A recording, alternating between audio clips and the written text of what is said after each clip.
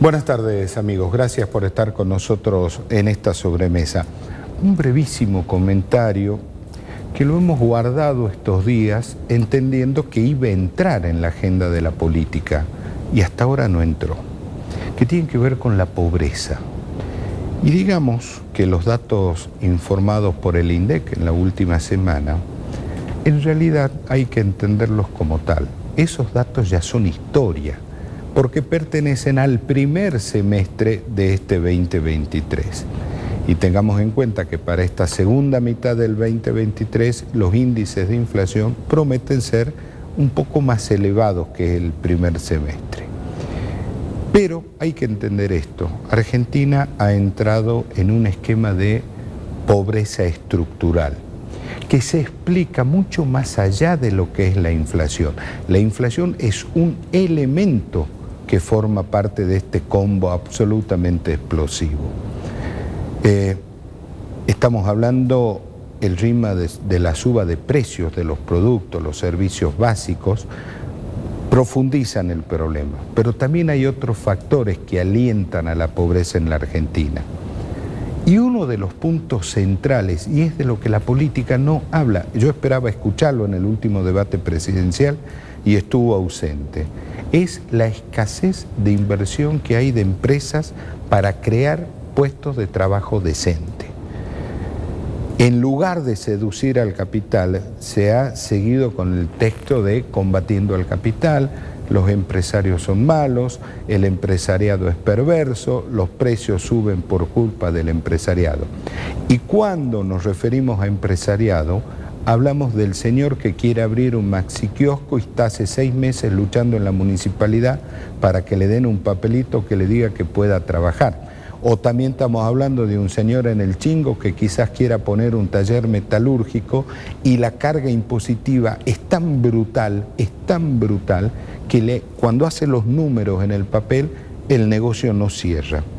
Fíjense ustedes, el Banco Mundial acaba de emitir un informe y mantiene segunda a la República Argentina entre los países que más impuestos cobran a las empresas.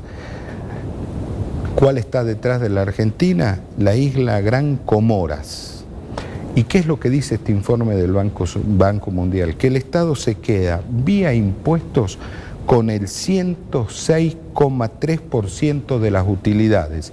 O sea, que se queda con todas las utilidades parte del capital de la empresa. Así es imposible que se generen puestos de trabajo en la República Argentina.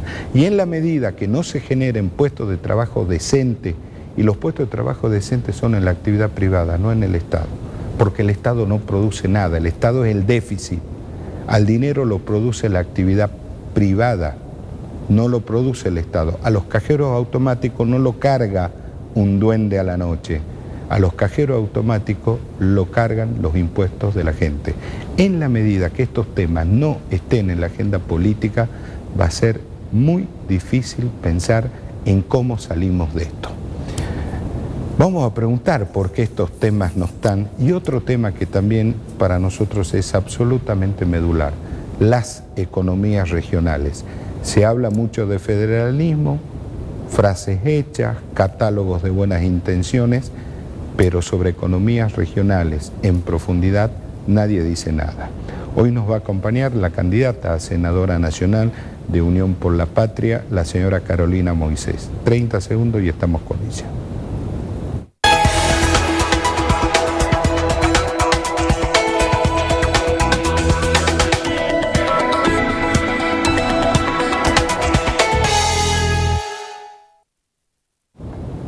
Tal cual lo anunciamos. Carolina, gracias por estar con nosotros. ¿Cómo te va? Buenas tardes a toda la audiencia. Apenas la voz suya, ¿eh?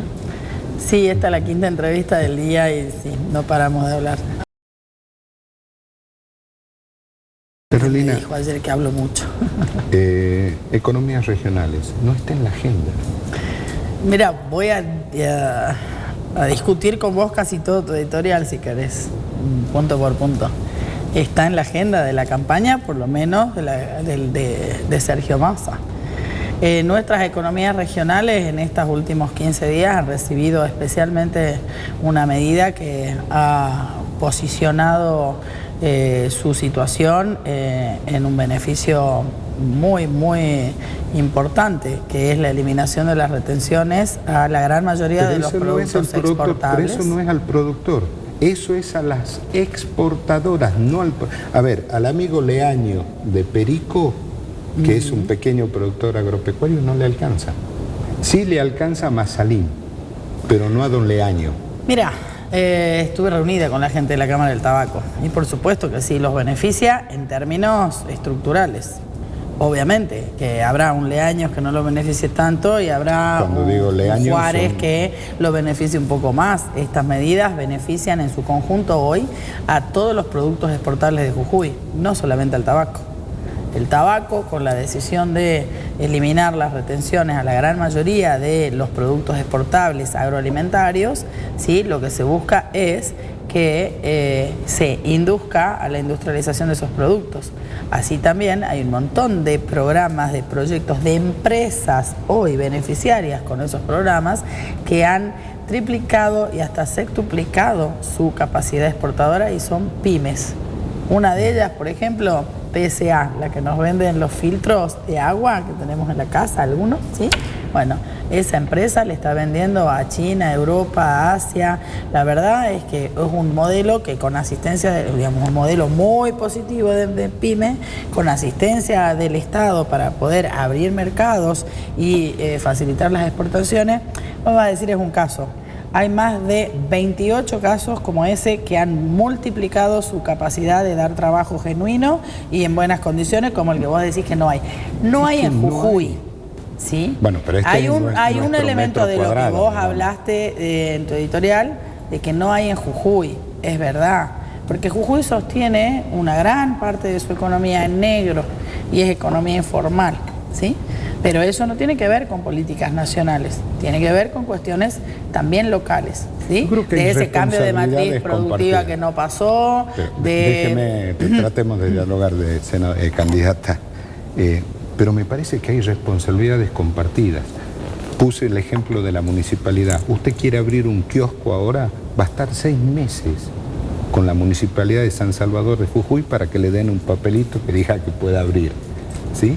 Los impuestos provinciales, el ingreso bruto se paga 7 veces por el mismo producto, más los impuestos nacionales, es perverso. Por eso digo, hay responsabilidades compartidas y para colmo el Estado provincial es un competidor desleal a la pequeña pyme. Como un ejemplo, el tema del agua. Está bien, pero no podemos generalizar y hoy lo que estamos hablando es del debate nacional. Si nosotros, los que estamos frente a Cámara, los que tenemos responsabilidades en este proceso electoral, mezclamos los temas, generamos más confusión en la gente. Entonces, ¿es verdad lo que vos decís?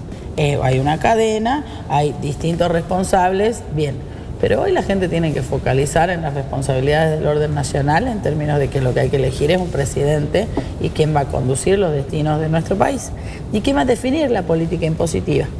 En todo caso, el tema de los impuestos, Sergio ha sido muy claro y lo dice siempre, pero además lo hace, lo ejecuta y en el debate ha sido muy contundente. Nosotros vamos a un esquema de impuestos progresivo, ¿sí? Mientras que los que más tienen más paguen y los que menos paguen. Esa matriz hay que construirla, porque después del macrismo, lamentablemente, que hizo todo al revés, o sea, que promovió que sean los que menos paguen los que más ganan, ya sean empresas, ya sean personas individuales, ya sean sociedades anónimas, exportadoras o no. El esquema impositivo que sostuvo Macri fue concentrador de la riqueza, ¿sí? Para que haya cada vez menos, y por eso lo que vos empezaste hablando, el tema de la pobreza, tiene que ver con uno de nuestros ejes de campaña, del cual también hablamos, ¿sí? Hablamos de inflación, hablamos de pobreza, hablamos de desarrollo productivo, hablamos de trabajo en blanco, hablamos de trabajo genuino, hablamos del fomento de las exportaciones, hablamos de políticas de impactos en las economías regionales.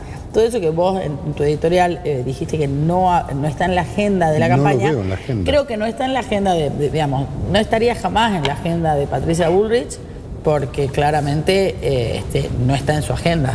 Bien, no estaría jamás en la agenda de Milei, por lo menos en términos que vas un poco más allá del título, o sea, vas a un subtítulo, vas a un desarrollo de alguna de sus ideas y no lo entendés, porque son cosas inaplicables. Aplica el teorema de Baglini, mientras más lejos estás de acceder al poder, más barbaridades puedes decir, porque como sabes que no vas a tener ninguna responsabilidad a la hora de cumplirlas, así es muy fácil convencer a la gente diciéndole lo que querría, digamos, escuchar. No está en la agenda de la izquierda porque básicamente la izquierda sí habla de la pobreza, pero no son capaces de construir decisiones que la resuelvan, ¿sí? Entonces, en este escenario achicado de oferta electoral, porque ya pasamos por todos los procesos electorales, ya pasamos por la campaña provincial para elegir gobernador, vice, diputados y demás, en Jujuy además los convencionales, ese es otro, esa sí tiene un condimento en esta campaña, ¿no? La de Jujuy. Ya pasamos la interna, las PASO, con lo cual hoy quedan pocos jugadores y yo creo que la gente se va a concentrar en analizar su realidad, su metro cuadrado, como vos lo decís, en función de estos, yo te diría que 3 candidatos, ¿sí? Porque la izquierda no va a llegar a poner un presidente. Entonces, mi sensación es que la gente vota a la izquierda, se queja con la izquierda, elige esos representantes en las elecciones intermedias, ¿sí? Porque está muy bien y está muy bueno, digamos. Sí, los números marcan eso, digamos. Está muy bueno que esos perfiles y esos cuadros políticos, la hemos escuchado a Miriam y la verdad que todas las mujeres nos hemos sentido orgullosas más allá de nuestra ideología de que haya un cuadro político de ese nivel, ¿no? Y con esa capacidad oratoria, con esa claridad conceptual, estemos o no de acuerdo con sus conceptos, digamos, pero de verdad.